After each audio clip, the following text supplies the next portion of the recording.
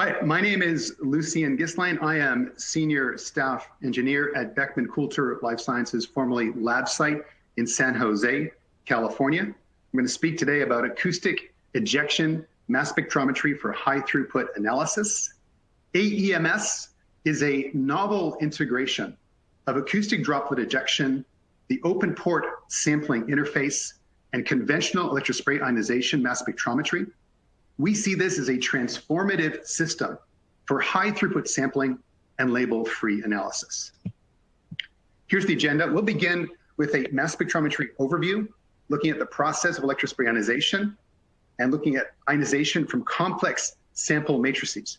We're going to overview the most widely used mass spectrometry technologies, including triple quadruple, quadruple time of flight, and Orbitrap. Next, we're on to a brief history of separation, including liquid chromatography and solid phase extraction. We're going to address the separation bottleneck. Optical readout with fluorescent labels offers high throughput, but adds complexity and is constrained by artifacts. Mass spectrometry, on the other hand, offers fast, sensitive, specific, label-free readout. However, front-end separation is hard to do. There is an inherent throughput mismatch between front-end and back-end mass spec readout. We're going to go through microfluidic sampling, including a Minisprayer ion source that dates back 20 years, the Capillary Gap Sampler, and of course the open port interface. We'll review an OPI timeline from proof of concept to present day, and then we're on to applications of acoustic ejection mass spectrometry in bioassays, real-time kinetics, high-throughput screening, high-throughput experimentation, an example to highlight the elimination of fluorescent probe artifacts, and then we're on to in-well liquid extraction. This is a recent development for us in this technology. This is the process of electrospray ionization. We have a stainless steel capillary.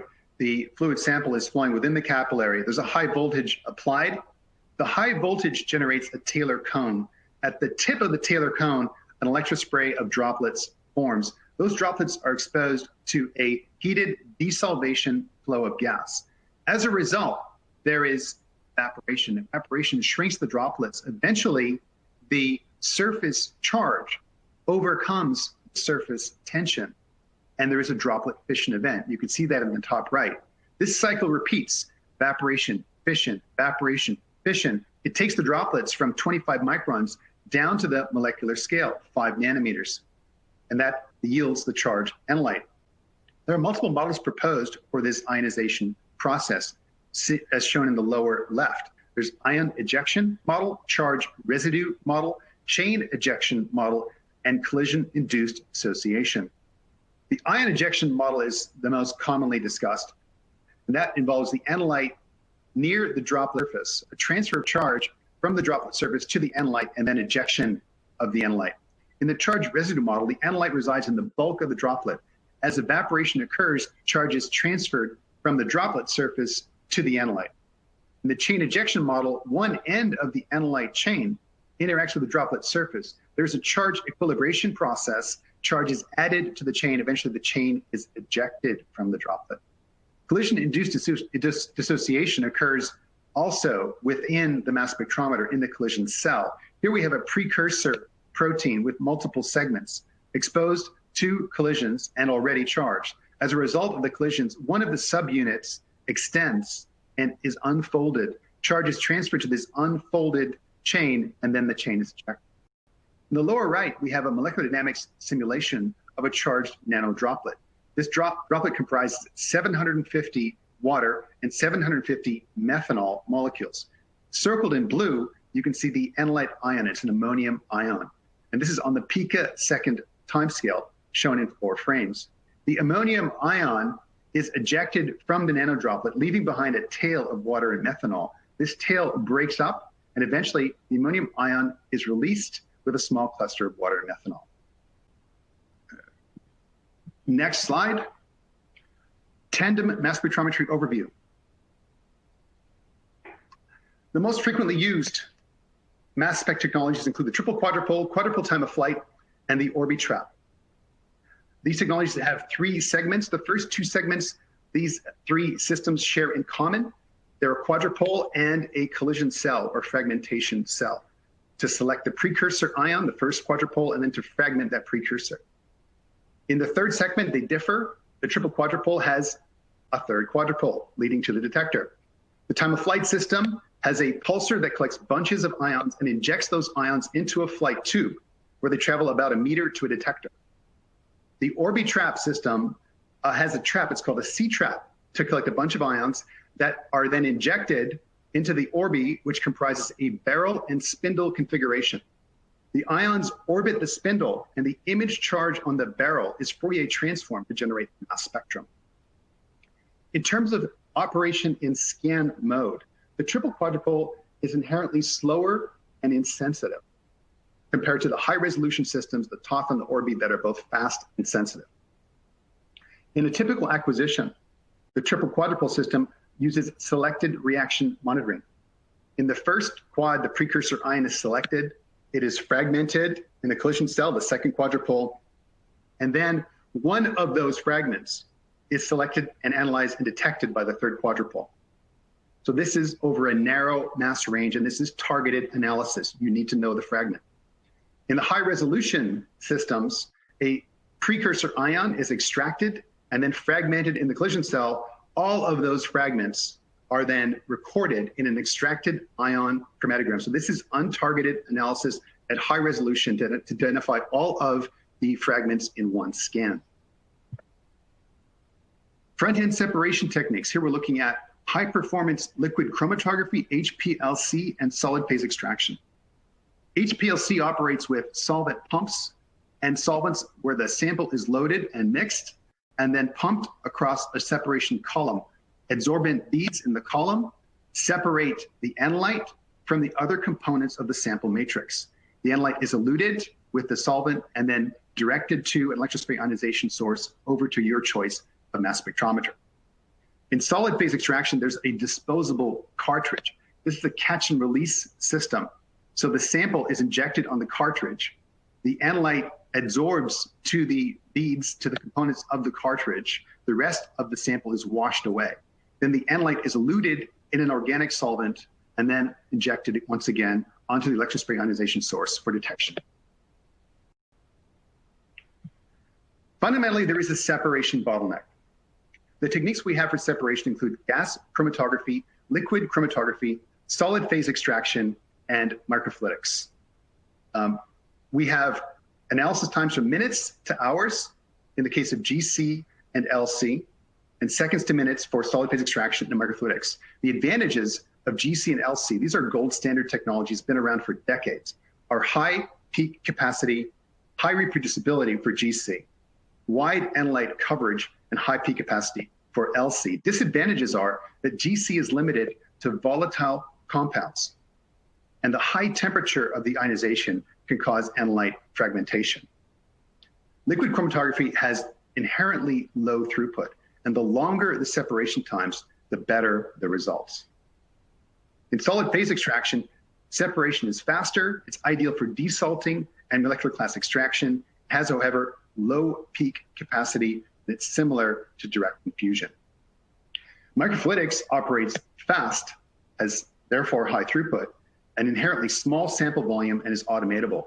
Associated with the small sample volume is lower sensitivity.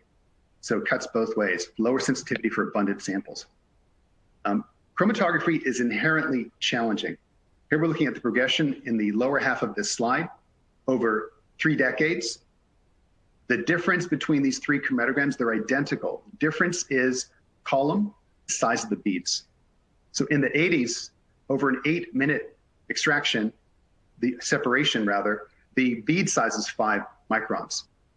Reducing the size to 3.5 microns in the 90s yields 3 minutes. In the 2000s, we're down to 1.8 microns and a 1.5 minute separation. And we're not too far away from that in the present day. Now we're moving on to microfluidic sampling with the Minisprayer ion source. This is a very simple standard T-fitting configuration. Looking at port B, we have a freestanding liquid junction that's suitable for sampling from microplates. The fluid makeup fluid fed into that junction originates in port M. And that third port is port K, where pneumatically assisted electrospray ionization occurs. There's gas fed in the opening that's shown as L. It's a very simple configuration for sampling and electrospraying. The capillary gap sample dates to 2013 and is a configuration that you're seeing in the top left. There's a fused silica capillary that's positioned adjacent to the spray capillary or mass spectrometry inlet, and a fluid flow, a buffer flow in the fused silica capillary is forming a liquid bridge to the spray capillary. An extraction tool, by inserting an extraction tool into the liquid bridge, sample can be desorbed and then transferred to the mass spectrometer for ionization. Top right, you're seeing a configuration that is suitable for automation, and it is noted that as the gap volume decreases in the lower right, sensitivity, stability, and the limit of detection improve. Acoustic ejection mass spectrometry. Here we're looking at a cartoon of the system that begins with acoustic droplet ejection. We have a 2.5 nanoliter droplet injected into a capture region. In the capture region, we have a vortex. The vortex is formed by carrier solvent flowing from a carrier solvent pump in a sheath flow. It's a coaxial flow down to the capture region to be aspirated by a capillary. The capillary is connected to an electrospray ionization source, and there's simply a nebulizing aspirator driving the flow. It's a balanced flow between the solvent pump and the nebulizing aspiration. Sample is diluted.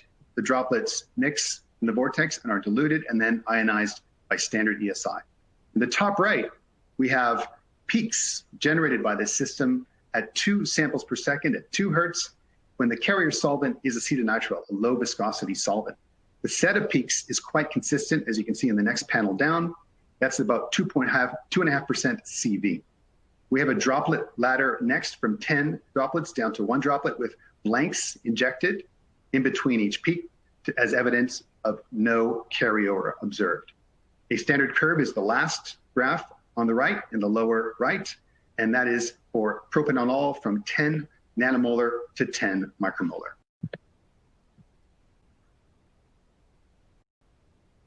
Acoustic droplet ejection is versatile in its ability to handle a wide range of fluid classes. As you can see here in the top left, we have a plot of surface tension versus viscosity. Looking at DMSO, our bread and butter, dating back to the early days. This is the standard compound storage, compound management solution. We have buffer. We expanded from DMSO to aqueous solutions, including buffer, surfactant, glycerol, and our widest calibration is crystallography, CP. All of this operates in microplates ranging from 96 well through 384, all the way to 1536 well geometries. The cartoon on the right illustrates the process of acoustic droplet ejection. We begin with a quiescent meniscus. A mound forms. A droplet is ejected from the tip of the mound and travels upward to the destination at about 1 meter per second. The mound recedes, and we end up once again with a quiescent meniscus, and the droplet has attached, is stuck to the destination by surface tension. It does not fall down. All of this can be done at high rep rate, 500 hertz, and with high volume accuracy and precision across glycerol, DMSO, fetal calf serum, Triton X100 surfactant, with CVs sub 3%. Here's the AEMS timeline. We're beginning with the Capillary Gap Sampler. The Minisprayer is actually off scale. It's down in the year 2000. The Capillary Gap Sampler was published by Renato Zanobi in 2013. He's at ETH Zurich. In mid-2015, Vilmos Curtis and Gary Van Berkel reported the open port probe sampling interface. This operated in an upright configuration in an overflow mode. So the carrier solvent was overflowing the port, was primarily used for sampling solid surfaces or loading fluid samples with a pipette tip manually. This work inspired a group at SciEx and Labcyte, including Don Arnold, Sami Dotwani, Cheng Liu, and myself, to demonstrate a proof of concept that integrates the open port probe with acoustic droplet ejection.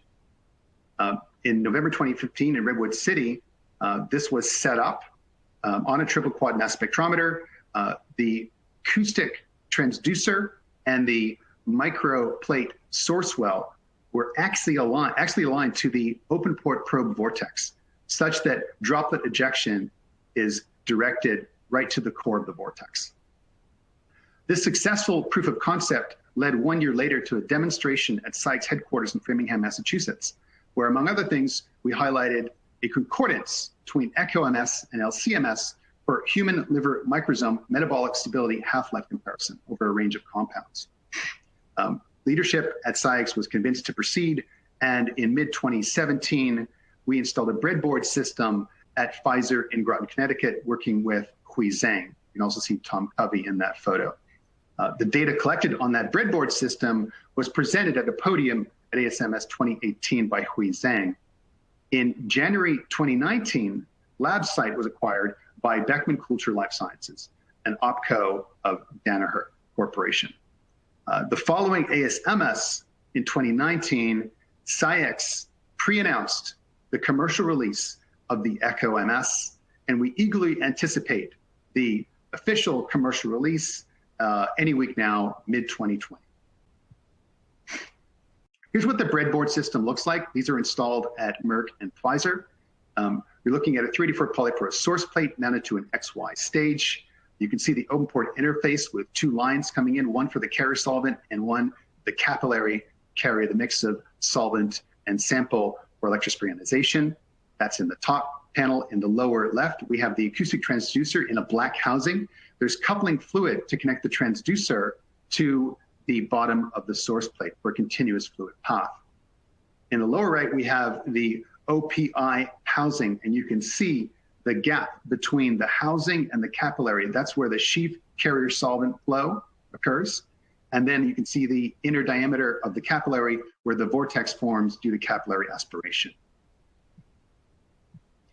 In operation, there's a video to be shown here. We're going to highlight the coverage, the performance of this system as conventional electrospray ionization with wide analyte coverage. This is an intact antibody standard at 150 kilodaltons.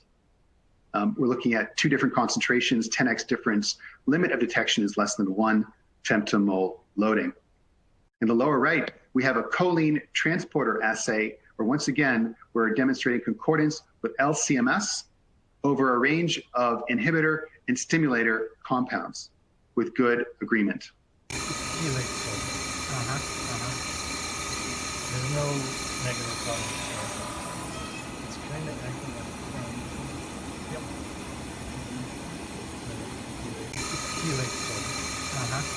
This on the top left is a set of plasma samples ranging from protein precipitated through neat plasma. We're looking at triplicate sets of peaks. The analyte is verapamil. And what you notice is as we go from protein precipitated through 50-50 plasma water, some with formic acid, all the way to neat plasma, we get a consistent set of peaks. We see slightly lower peaks for neat plasma due to some ion suppression, but we have sufficient signal, nevertheless, to generate a standard curve in all 4 cases. In the top right, we have 2 peptides at 3 different concentrations, looking at the effect of surfactant, a potent ion suppressor. So in the lower right, you can see with and without 0.01% between 20, no ion suppression is observed.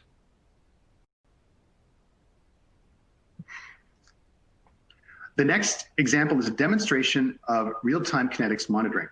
We're looking at a CYP2D6 enzymatic reaction showing substrate DXM converted to metabolite DXO, that's dextromethorphan. Over a 30-minute time course, you can see the intensity of DXM decline as the product DXO increases. At each time point, we have a measurement of 6 concentrations in duplicate. We get a linear response.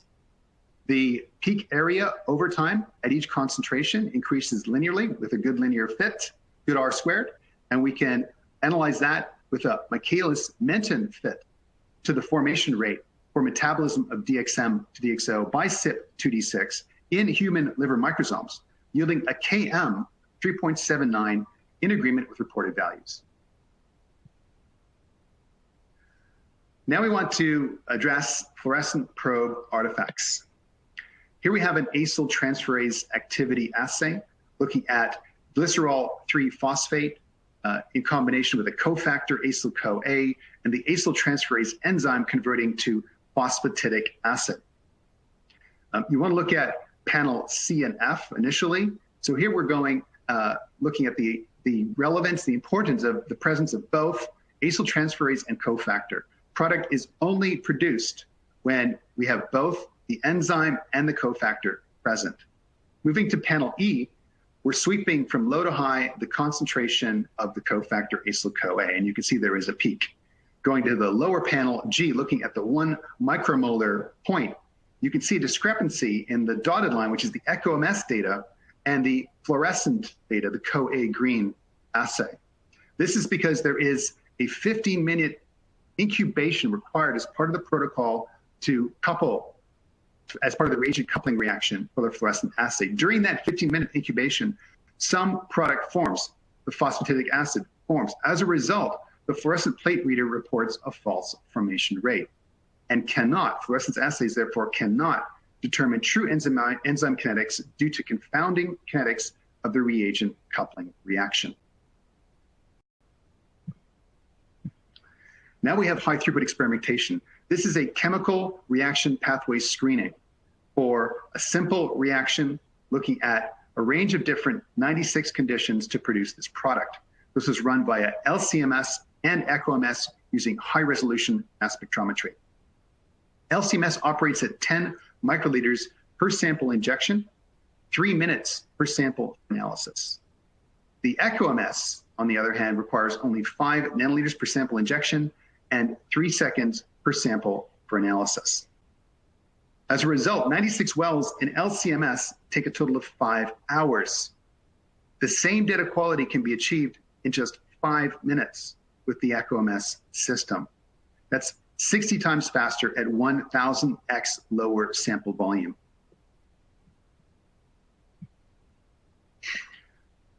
Now we have a recent example. This is a collaboration with Merck.